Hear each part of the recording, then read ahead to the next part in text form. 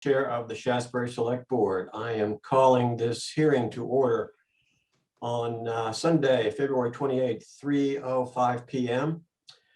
This is a little bit different meeting than we're used to each year. It's kind of like town meeting and kind of not like town meeting. Technically, it is an informational hearing, but in the spirit of town meeting, it's not going to be a select board meeting. It's going to be run by our moderator, Tom Daly. And so I'm going to go ahead and turn control over to him at this time. Tom.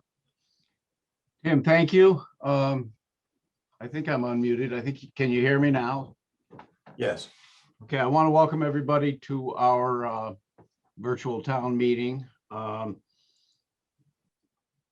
informational town meeting. This is the one-time deal for us because of COVID. We're able to, the legislature has allowed the towns to have a formal meeting in this fashion. Mike, can you unmute everybody for me, please? What you have the choices to do there on your screens, if you'd like, is you can click and unmute yourselves. I want to start out with asking everybody to, I made a comment before, this is funny and strange. I don't have a podium, so I'm sitting down. So what I want to do is I want to ask everybody to rise or, yeah, I guess rise. I want to start with the Pledge of Allegiance.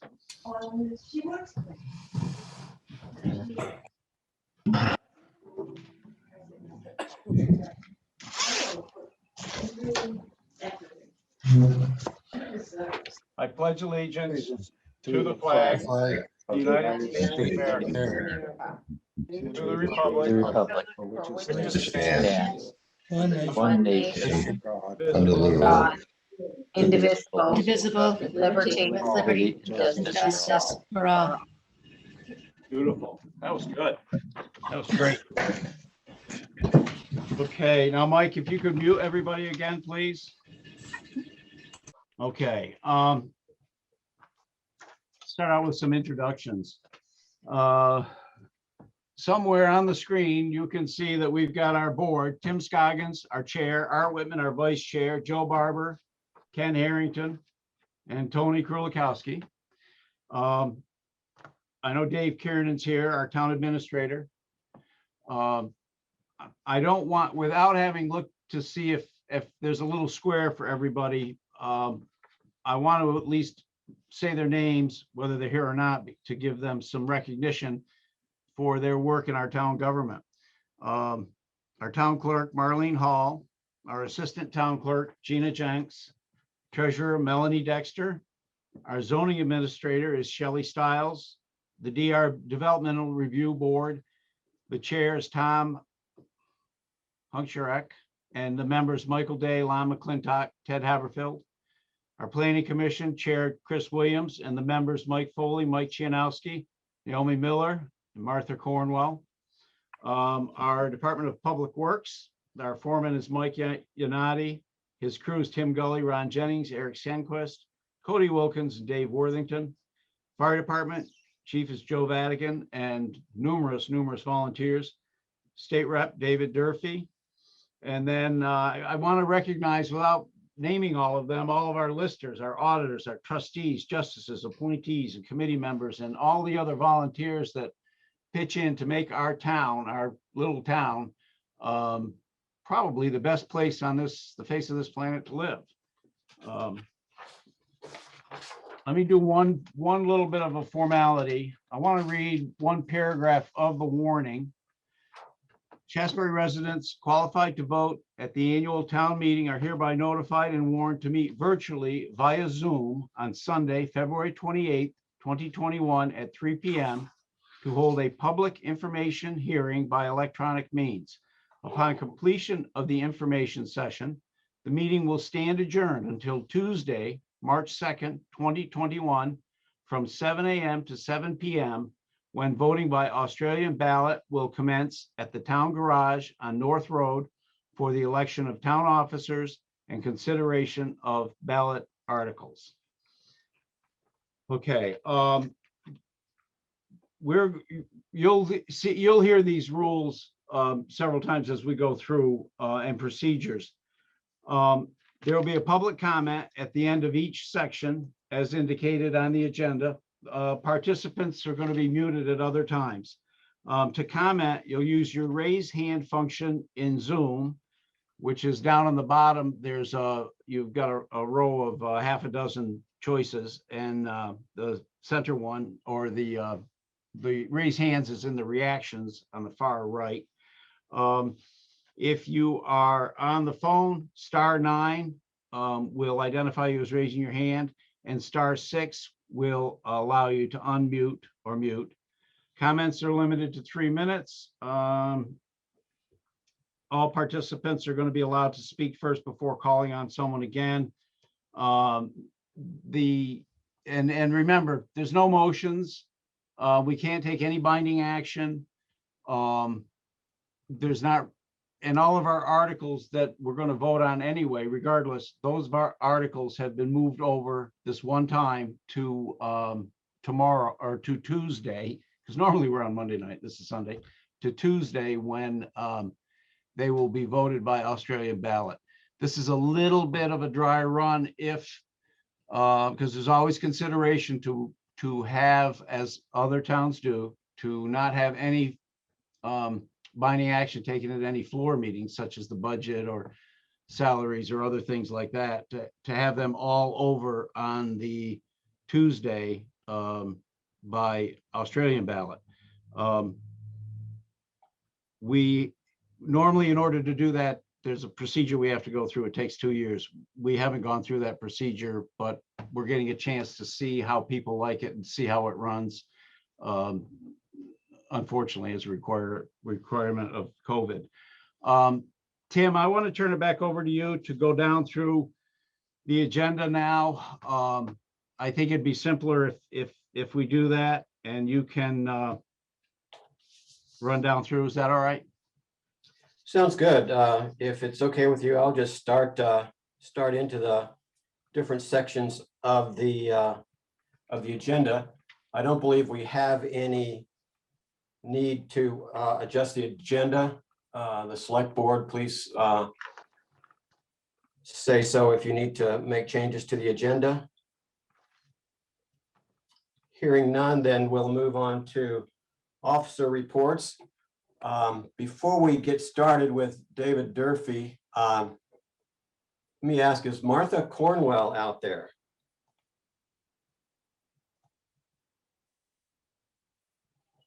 Okay, Martha was gonna. I am. Oh, you here. are, okay. So you're Sorry, I watching. had to unmute myself.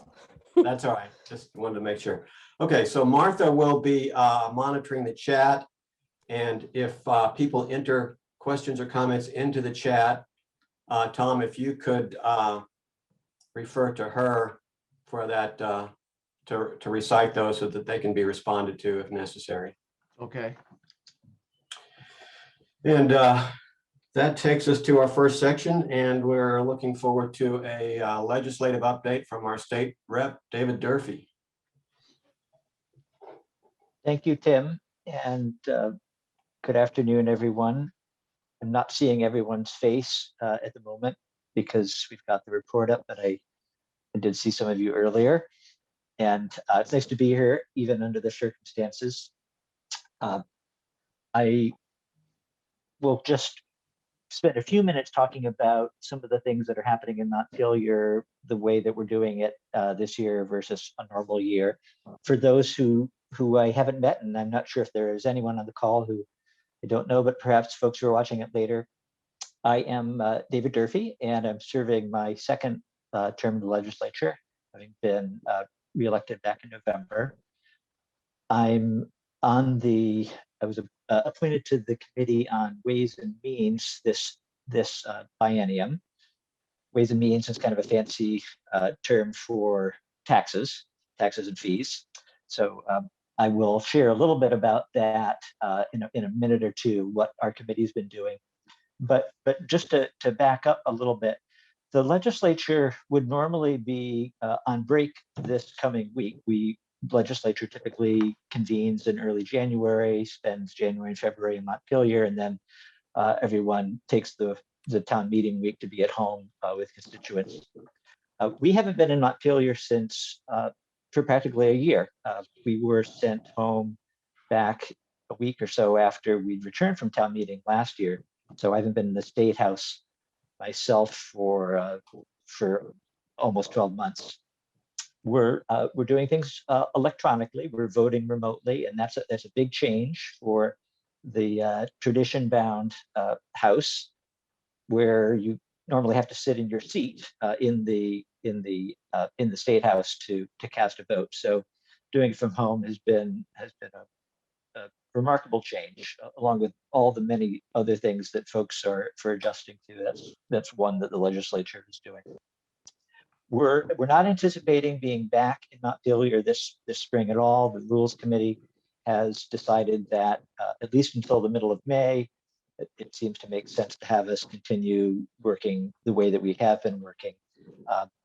Beyond that, if the session stretches longer, and it might, although it normally is done in the middle of May, because things are not exactly moving along as quickly as they normally do, we could go a little bit longer. I will say that legislators in some states were prioritized for receiving the COVID vaccination. That's not the case in Vermont. So although some of us older members of the legislature have perhaps already gotten their vaccinations, the younger members, myself included, and I do count myself as a younger member, haven't had that yet. Tell you just a little bit about what we have been doing. We started out in January with some legislation that was responding to our current COVID situation, one of which was changing the rules for towns, so allowing towns to have, rather than the regular floor meeting, to vote by Australian ballot. Tom alluded to that a moment ago. Normally, you can't just do that on the fly, and allowing money and funds for absentee balloting for this election as well. We extended the state of emergency, which allows telehealth, telemedicine to continue, and extended workers' comp rights for employees who might come down at work with COVID. And we've been appropriating federal money as it comes in for businesses and schools and healthcare institutions, of course. Last week, we in the House passed a new COVID relief bill, a nearly $80 million bill that extends funds to businesses that up to this point weren't eligible for any of the funding that was appropriated last year. And that tends to be newer businesses that hadn't existed until last spring and weren't eligible for one reason or another for the funding. There's also money in this new bill for schools to help with HVAC, with their quality issues, and that's certainly been an issue in our local schools, particularly in the high school, that older building. We've also got funding for the Farmers to Families program, which has been a crucial program that helps out our farmers. Obviously, is important for students receiving those food boxes. There's also some funding in this bill for the line extension program for folks who are sitting at the end of an existing cable route for Comcast. And I know there've been a couple people who've reached out to me over the past few months asking about that. This was a program that had some limited funding and a limited time frame last year, and it expired essentially at the end of December. So this is likely to pop up again if the Senate, which now has a bill in its hands, approves it. Hopefully they will in short order. We've also got money coming in the latest round of, and I'm referring back to the December relief plan that Congress passed right at the end of the year. We'll be appropriating that out this spring. And then, of course, there's if you've been following the news out of Washington, there's yet another relief plan and stimulus program that's likely to be passed in the next couple of weeks. So there's a role for the legislature often in appropriating that money, and we'll be working on that. A couple of very specific issues that are not new issues, but have become even more heightened, I guess I would say, during the pandemic, are access to broadband and then access and availability of childcare. These are, as I say, longstanding problems that have really been exposed. And there are a couple of bills, large bills, that are working their way through the committee process and will likely be in front of us when we get back after town meeting. In the case of broadband, there are some short-term fixes. I mentioned one of them a minute ago, helping people who are near the end of existing cable lines. But really getting out to the last mile is a bigger deal. And a year ago, at town meeting, Shaftsbury joined the newly formed CUD, the Communications Union District. And it's really hard to believe, but when you step back and look at how much the CUD has accomplished in the past 12 months, and I'll just note that Tim Scoggins has been our representative and has been chairing the county, essentially countywide CUD, really getting us, and this is happening in other parts of the state, to prepared to, with additional funding and with additional support, really make that access look a lot more promising than it did even a year ago. This is the tough nut to crack, just because it's telecommunications are regulated at the federal level, and the state has very little leverage over the phone companies and over the cable companies. Childcare, of course, boy, there's so much that needs to be done here, and there's a plan that's being hammered out that will, again, it won't be done in a year, but we need to start by getting more childcare providers into our communities. So there's money for training. There's money for potentially in this bill that's being designed for reimbursement for student loans, and then there'll be additional help for families just with affordability. I had told Tim, I'm just going to pause here and say, Tim, I had told you that I would need 5 minutes. I think I've probably already exceeded that time, and I won't go on too much longer. Okay. But I did want to just make a comment from my seat in the Ways and Means Committee to mention, and it's something that will be covered tomorrow night if you care to tune into either of the school district annual meetings or their informational sessions. But there had been some concern back in December when the administration put out its annual tax letter that property taxes around the state would be going up fairly dramatically. And there was a number of 9% that was published. In the meantime, just since December, there have been some significant changes in that forecast. And I'll mention why, but the upshot is that we should probably see in Shaftsbury very little increase, if any increase, and it will be a few months before we know exactly, and it's based on what budgets end up looking like.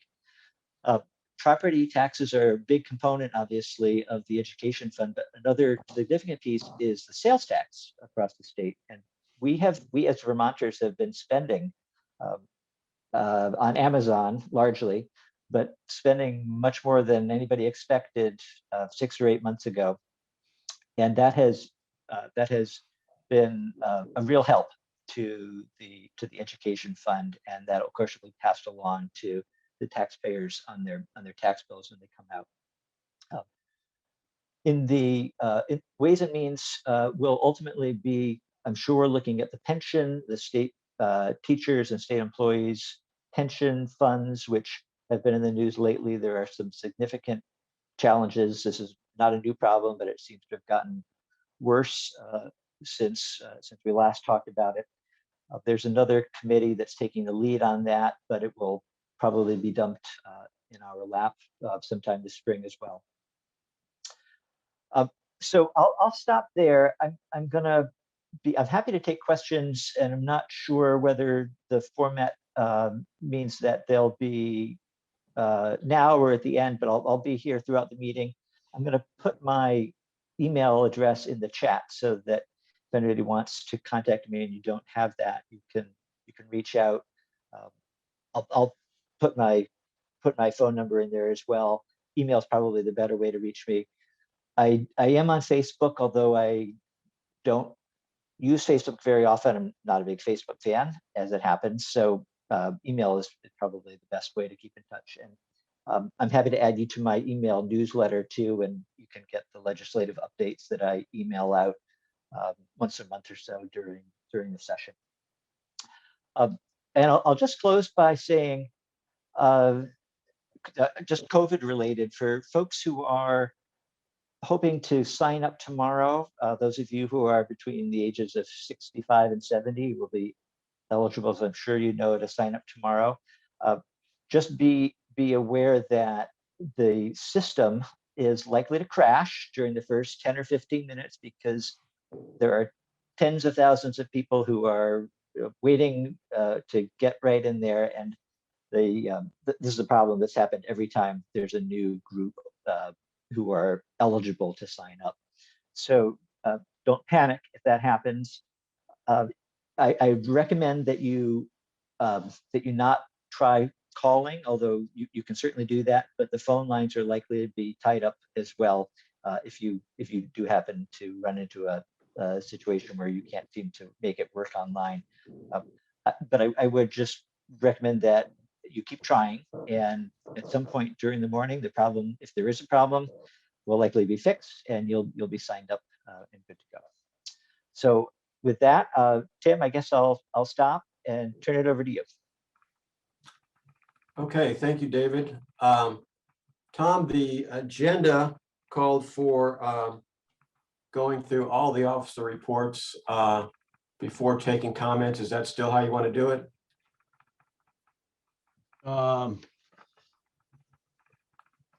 Probably whatever's the easiest. As I looked at your agenda down through, were you going through the reports one at a time? Usually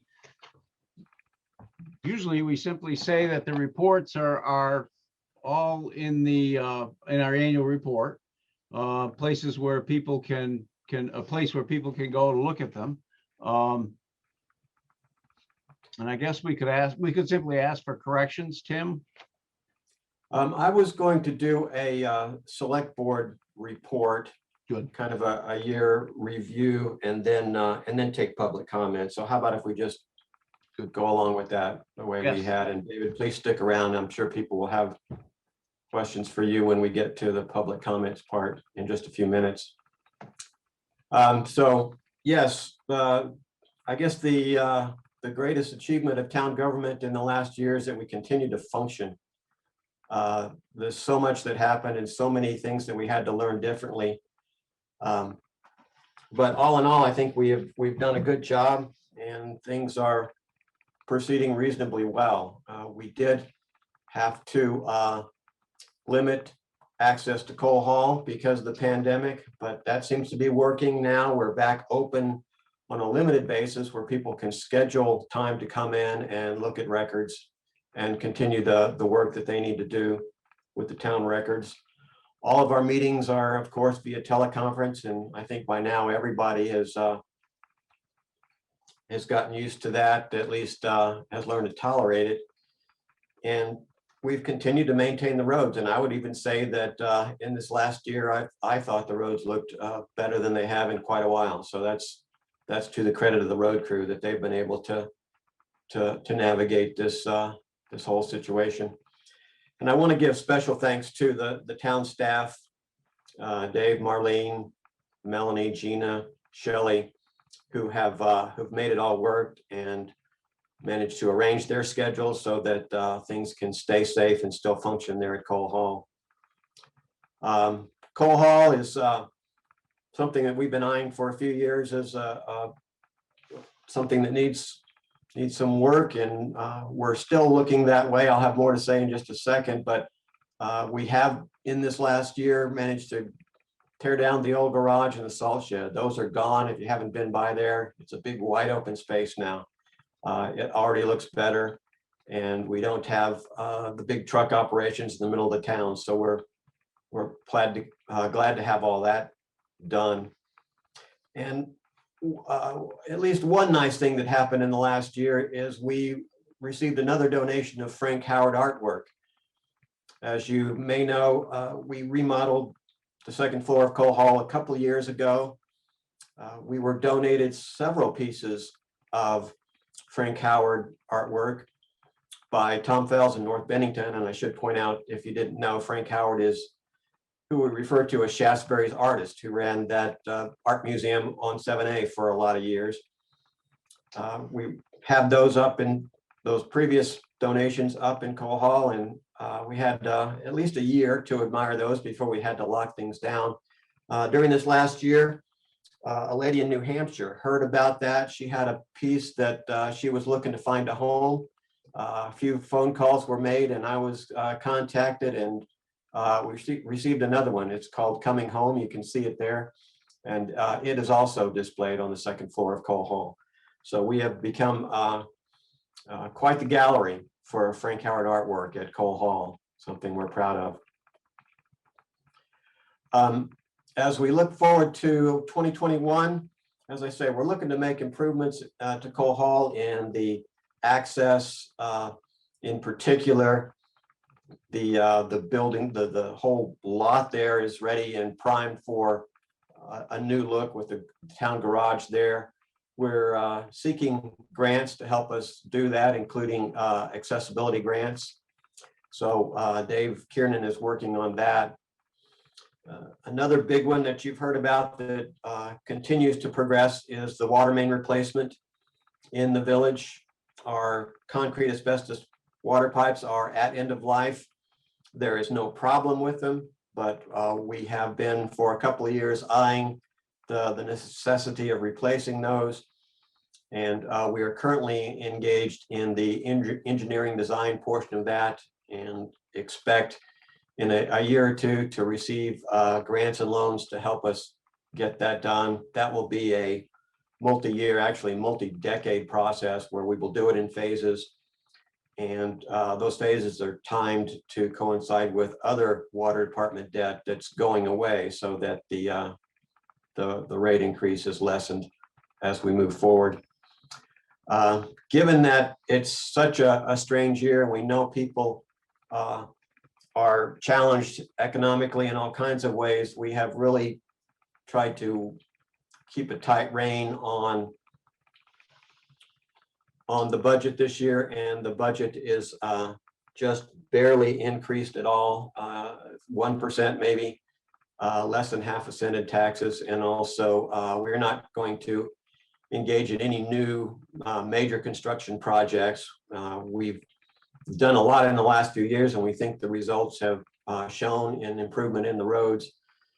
The one exception to that is the culvert in in Shaftsbury Hollow that we've been talking about for probably 5 years and working on getting a grant in place to replace that. That is primed, ready to go. The grant is in place. That will carry forward this year. So that would be the end of my report on from the select board at this point. So we can open it up to comments at this point. And Tom, I'll turn it back over to you, and Mike Cutler at Cat TV will be helping us navigate this. So I am not seeing the raised hands function, so I'm going to defer. There are no raised hands right now. It's Martha. Okay. Oh, Lon McClintock has a raised hand. So I think everybody knows that this is Tim's last meeting, and I'm very appreciative of the hard work he's done over the last, what has it been, Tim, since 2012, 2013? 2013, yes. Yeah. And he accomplished some things that we weren't able to accomplish, like raising the town garage. And it seems to me the board as a whole has worked really cohesively as a group with differing opinions on things, but they've really moved the agenda of the town forward very successfully, and I think Tim should be credited with that as our chair.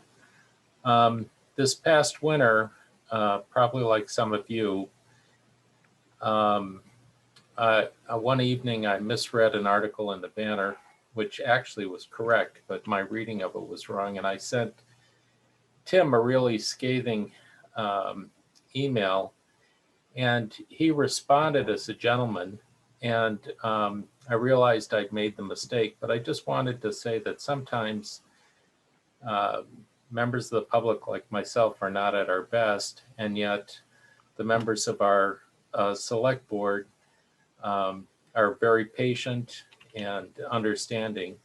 And so I wanted to publicly apologize to Tim for that email, but also to express my appreciation for the candor and the patience and the consistency he brought to the chair.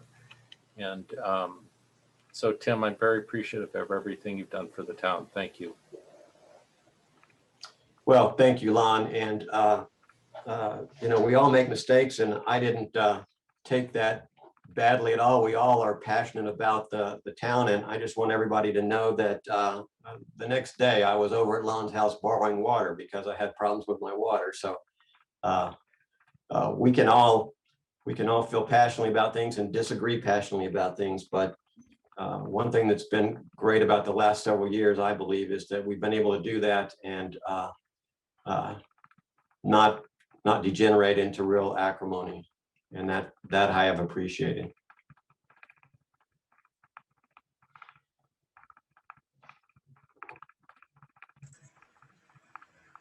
Karen Mellinger. Hi, I would like to echo not everything Lon said, but certainly the main piece of it is great appreciation, Tim, for all that you've done. Lon and I know what that job entails, and it's a lot. And I think the whole board has done a terrific job this year. Tim, in particular, some of the stuff you've taken on in addition to selectmen's duties, this communications union, I think, has been tremendous. It's clearly been an awful lot of work for you, and it's something that's desperately needed by you know, those who are in the remote areas of town. So again, for all the years and all the work and time you've put in, I'd personally like to thank you also.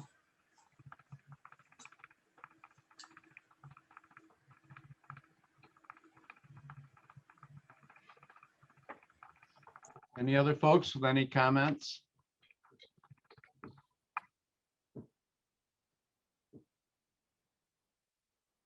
Guess not. Tim, we could continue on with your next item. Okay, moving through the agenda, the articles that will be on the ballot, not tomorrow, Tuesday, to vote on. This one is routine, but we want to draw people's attention to it. The date that taxes are due will be November 10th, but it will be a Wednesday. In the last several years, we have called for taxes to be due on a Friday, just because we thought that was convenient for people. But we've had other people who have indicated that that misaligns with taxes being due for the school, with the North Bennington school taxes and with Bennington taxes. We checked with all of those places, and they're all doing it on Wednesday, November 10th. So we're going to do it on Wednesday, November 10th also. So that's when taxes will do it, be at 5 p.m. that day, or postmarked similarly. So that is really the extent of that, but we will move on and take comments on that subject if there are any.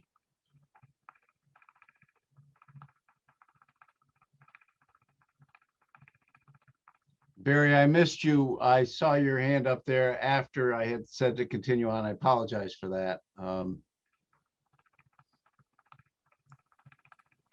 That's okay, Tom. I just wanted to echo what Karen and Lon had said about Tim. I mean, I don't have their experience serving on the select board, but I do get my fingers into things in the town every now and then. And Tim has been so responsive and reliably on keel that I just want to acknowledge that. I want to say, if you've never sat in a seat in public office like that, then it's difficult to have an appreciation for just how trying and difficult it can be. And we are fortunate. Many towns, their positions of leadership go unfilled. We at Shaftsbury have been very fortunate to have the caliber of folks taking part in our town government. Any hands up anywhere? We were talking about the date for collection of taxes. I guess not. Tim, you could go ahead with your next item. Okay, the next item is usually the biggie at town meeting, which is shall the town appropriate $2,174,230 to defray the town's general and highway expenses for the fiscal year 2022. The amount of such sum to be raised by property taxes and to be reduced by non-tax revenues and reserve funds. I would like to just go through a little review of the budget here. As I said, this is a tight budget. We always keep a tight budget. I hope people appreciate that. And this year it's even tighter than normal. Expenditures are up barely 1%. It translates into about 0.5 cent on the tax rate. And again, we are not planning any major construction projects this year, except Shaftsbury Hollow Culvert, which has several years of momentum behind it. But as you can see, the tax rate, the expenditures have been very much under control for quite a few years with this group. And as David has pointed out, if you take our 2015 budget and project it for inflation, we are barely keeping up with inflation with our budget over the last 7 years. So it's a really credit to this group, and especially to Dave, that we've been able to make the improvements that we have and still maintain a tight roll on taxes. One thing I want to point out that was a goal of this select board when we started out many years ago was to get our town debt down and get our reserves up. And you can see that we've done that here. The red is our total debt. And right now, the only debt that we have is the mortgage on the town garage. We have, as debt has come down, we have increased our funding into reserves, in particular highway equipment reserves. So for the last several years, whenever we have needed a truck or piece of highway equipment, we have purchased it from savings and not from debt. And that's something that we're proud of and was one of our goals when we set out several years ago. So that's really all I have to say about the budget. As I say, it's going to look a whole lot like last year's budget. So we can go to comments on the budget.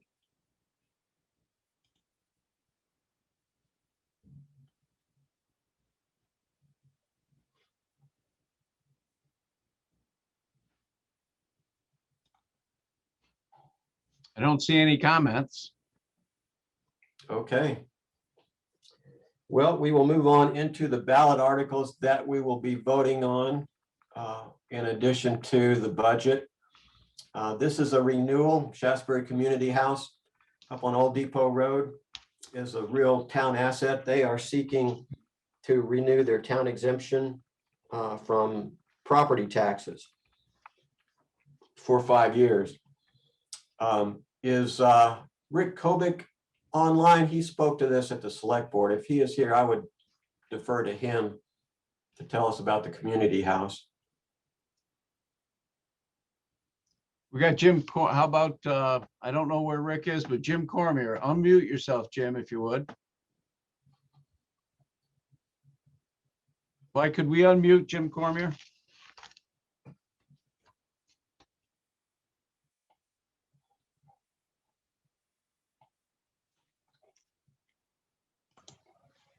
Can you hear me now? There you go. There you go. Okay.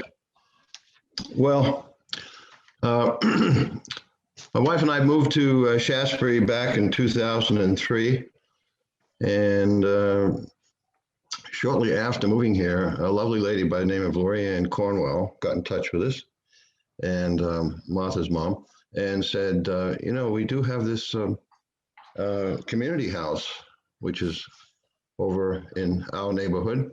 And if you're interested in being involved in it, we'd welcome you. So, and unfortunately, a lot of the people I knew, including clients like Rick Kobick, had been involved in it for many years and knew the history. So one of the down things today is you won't get Rick.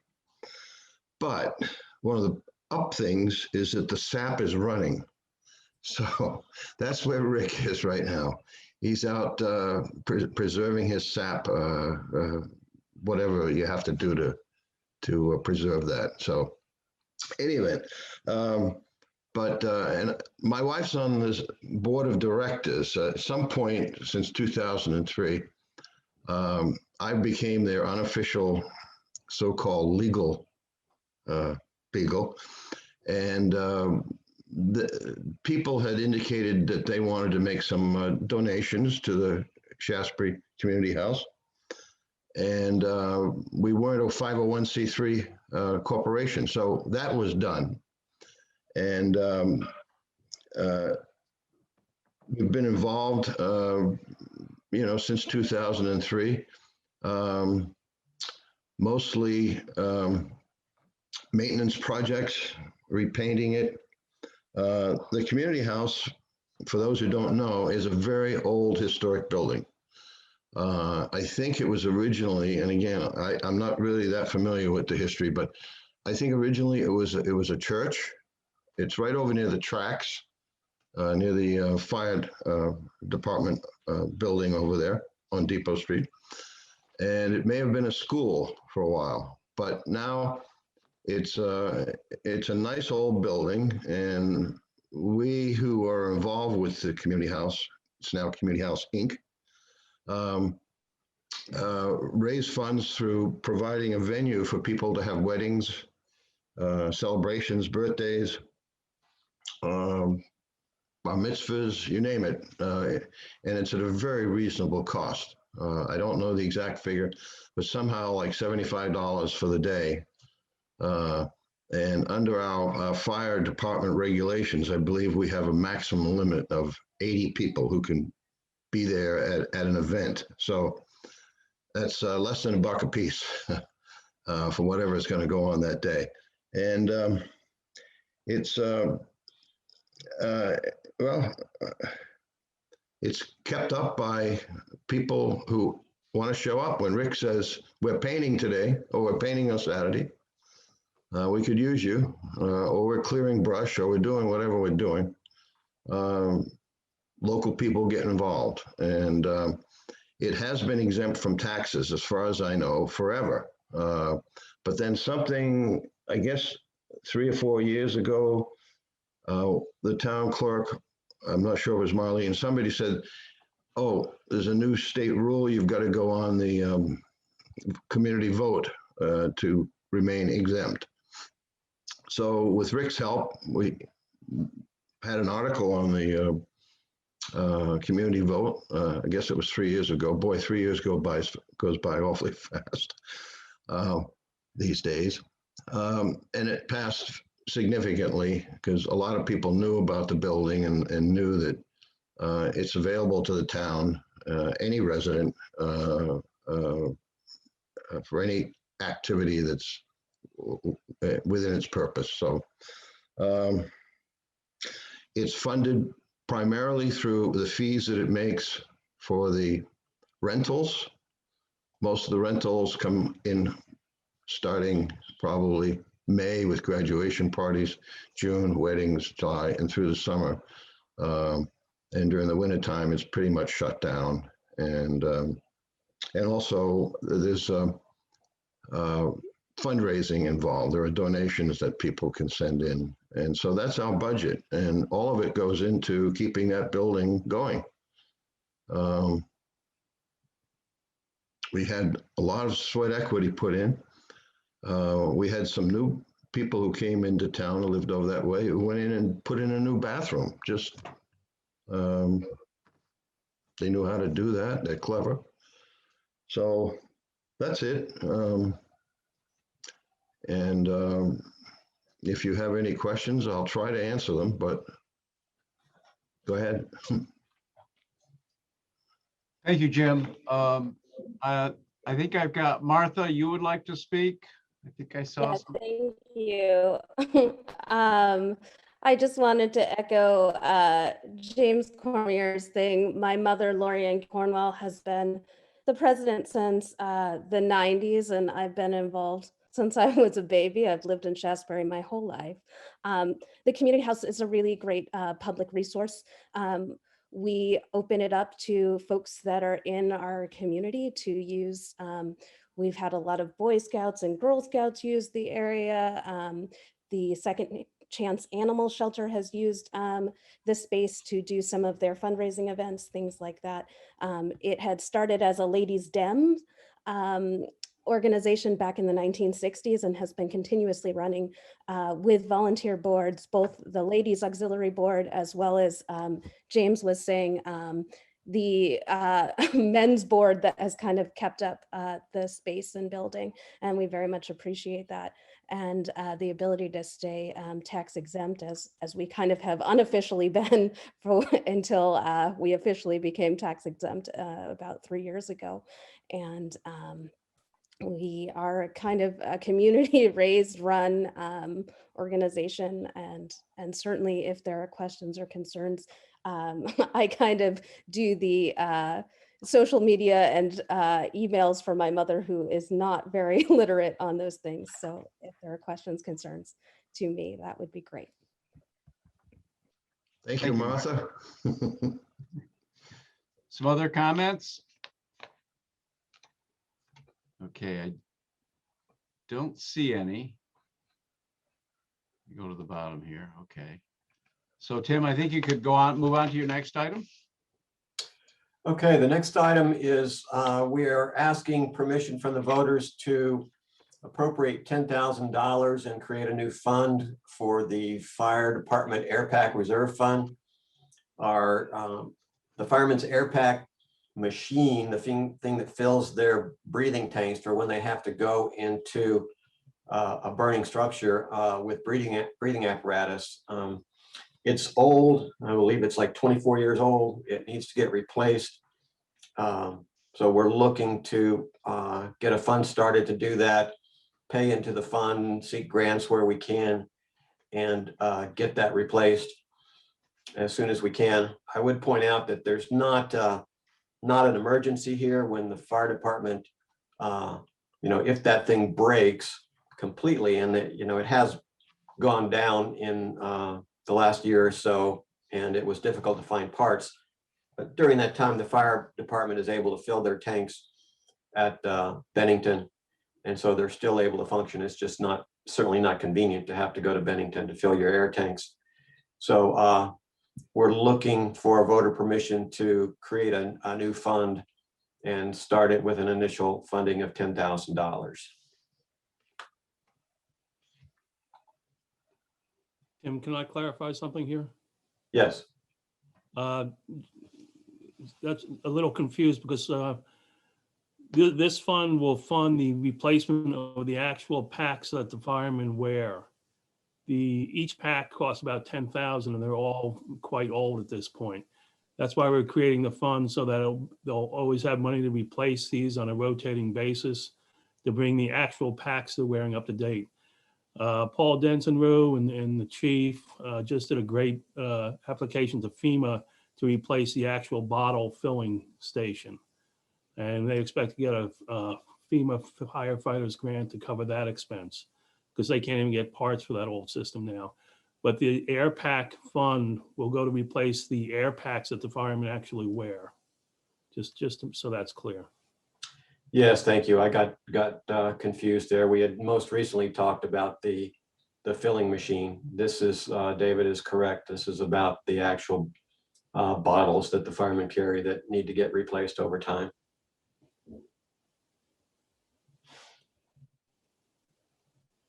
Any questions or comments?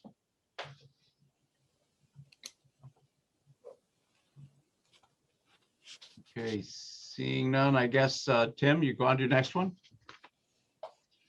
All right, the next one is community appropriations. Those are voted on separately from the budget. Each one is approved individually. These are community organizations, charities, various things that the voters of Shaftsbury can vote to fund as a town. The list is very similar to the previous list. There is one new one. Shire's Kids. We heard a presentation from Nicole Chapman a month or so ago and chose to put her request for $500 on the ballot. And Tom, I believe Nicole Chapman is here, and I would like to, with your permission, to let her speak to us about Shire's Kids. I think that'd be a good idea. I saw you a moment ago. Can you go ahead and unmute? There you go. Yep. Hello. Hi, I'm here. It's Nicole Campbell, and thank you very much to the Select Board of Shaftsbury and to your residents for considering Shire Kids as an appropriation. We are an early childhood literacy nonprofit, and right now our primary program is operating Dolly Parton's Imagination Library for children in all of Bennington County and Danby, the town of Danby. So it's for those of you not familiar with Dolly Parton's Imagination Library, it's a book gifting program where all the enrolled children receive a new age appropriate book mailed to their home every month until the child's 5th birthday. So it's from birth to 5 years old.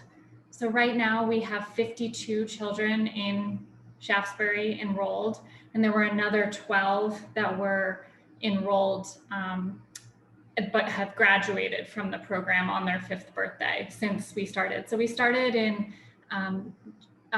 July of 2019. So we've been around for just over a year and a half now. And just to clarify the funding request, the books are free to the families. So to have young children at home and to enroll in Dolly Parton's Imagination Library, there's no cost. The families will receive a free book every month until their child turns 5. No cost at the beginning, no cost at the end. There's never an expectation of any money or a donation on that.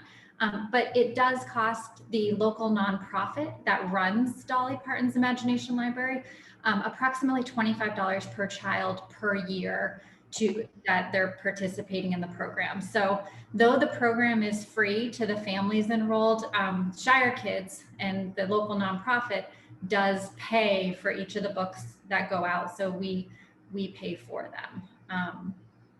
So that's why I'm always fundraising and why we're now seeking support from towns that do have a significant number of children enrolled. So thank you, and I'm happy to answer any questions anyone has. So doing a little bit of math, your, if I understand it right, it's about give or take $1,500 a year in books, only the books, not covering any other expenses. Right, that is the invoice that we pay directly to the Dollywood Foundation. So, right, and our overhead is low. We're an all volunteer nonprofit, so there's no staff, and I mean, we do some promotional events, and so there's like a small amount of administrative costs like postage and printing and things like that. But our other costs are low. So the Imagination Library cost, our invoice to the Dolly Parton Foundation is our most significant cost. But yes, your math is right.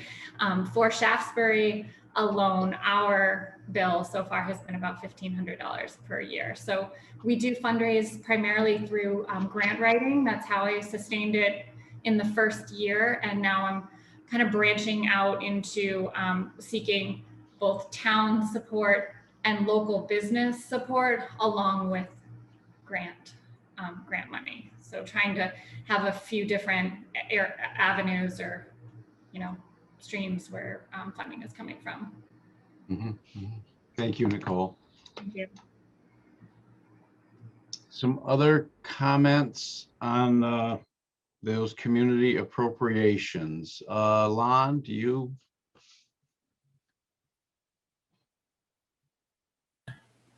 Sure, I just had a question, and it's two parts. It looks like the John C. McCullough Free Library appropriations taken another large jump. And I wondered if the select board received any information as to why the library was asking for such a large, what I recall is a large increase over prior years. And do you have a better recollection than I do about what the increases have looked over the last 3 or 4 years? Because I remember it going up to 10 or 12,000, but the library expenses, it seemed to me, were always, the biggest one was to the free, to the Bennington Free Library. Now that's almost dwarfed by the McCullough Library request. So any information to support that would be appreciated. Dave, help me remember, but I was thinking they made this jump last year. Is that correct? Yeah, this was actually approved last year. All the community appropriations this year are identical to prior year request. The only new one is Nicole's Group Shires Kids. In 2020, the McCullough Library went from 20,000. I mean, sorry, last year, the McCullough Library went from 20,000 to 24,000. Okay, thank you very much. Any other comments or questions? Tom, it looks like you go. Chandler Poling is on the chat room, who is on the board of the Sunrise Family Resource Center. I don't know if she wants to or he wants to make a comment. I don't have a comment. I'm also a resident of Shaftsbury, but I'm just here. I can represent Sunrise if there's any questions. I don't really have a presentation. There are, Sunrise, I think, is thought of as serving Bennington, which, it does, but there's a significant number of families who in Shaftsbury who do utilize their services. So. Thank you, Chandler. Any questions?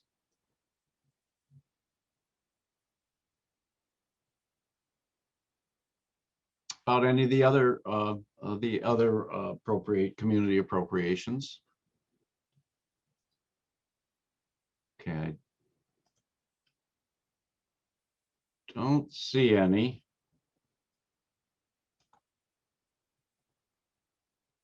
Tim, you want to go on to your next item? Well, our next item is other business. I don't believe I have any. Do any selectmen have any other business?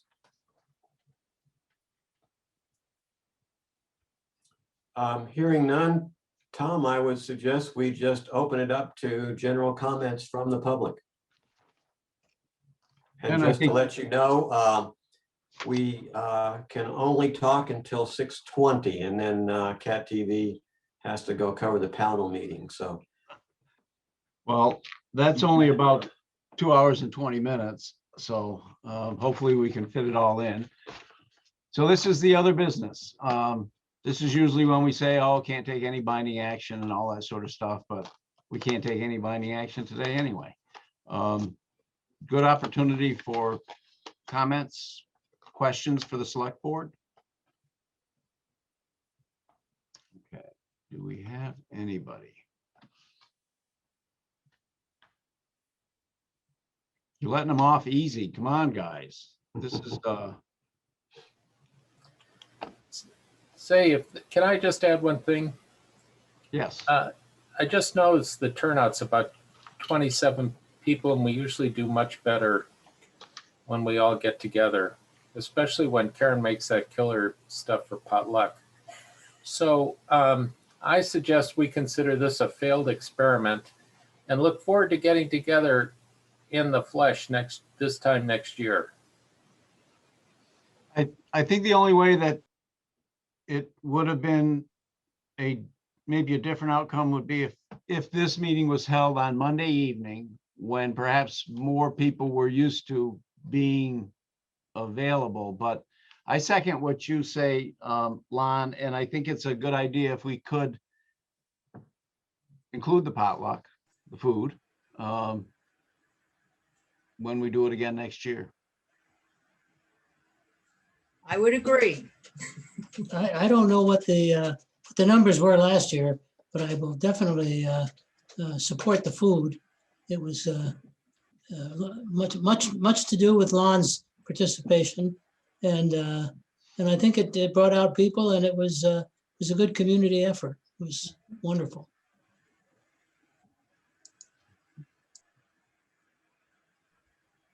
Any more comments or questions? I don't want to offend anybody, but Lon, There he is. Tim has been the best chairman on the board since I've been on there, and it's been a pleasure working with him. Thank you, Ken.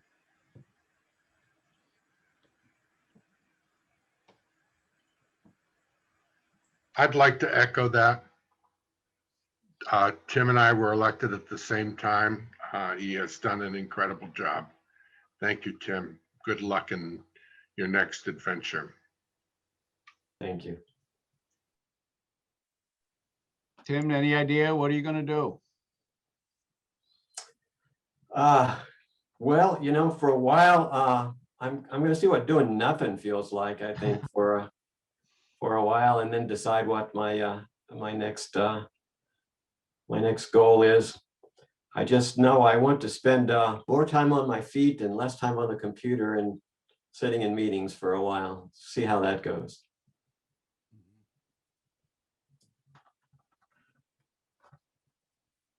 Okay, are there any more comments or questions or anything? I don't see any. You do have, as it was announced a few minutes ago, you've got until 20 after 6, I think. But I guess not. So Tim, I think where we are is, I guess we would be able to adjourn, but how about if you take care of that, please, because of the hybrid selectmen portion thing here. Yes, this is, I guess technically, as I said at the start, a select board hearing, so we will entertain a motion to adjourn in just a second. I want to remind everybody that Australian ballot voting is on Tuesday. Please ignore that tomorrow. That was something I was trying to get out of this presentation at the last minute and wasn't able to.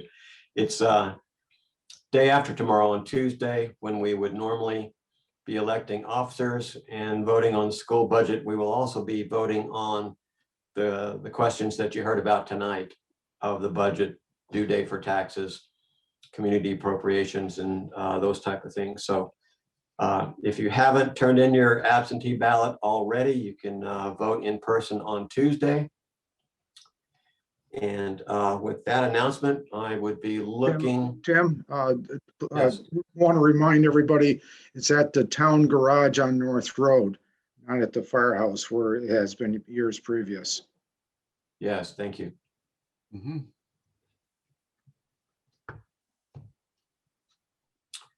Okay, from the selectmen, is there a motion to adjourn? So move. Moved by Ken, Second. second by Tony. All in favor of adjourning, say aye. All right. Aye. Any opposed to adjourning? All right, we stand adjourned. Thank you, everybody. Great. Thank Thank you you. all. Good Thank night. you.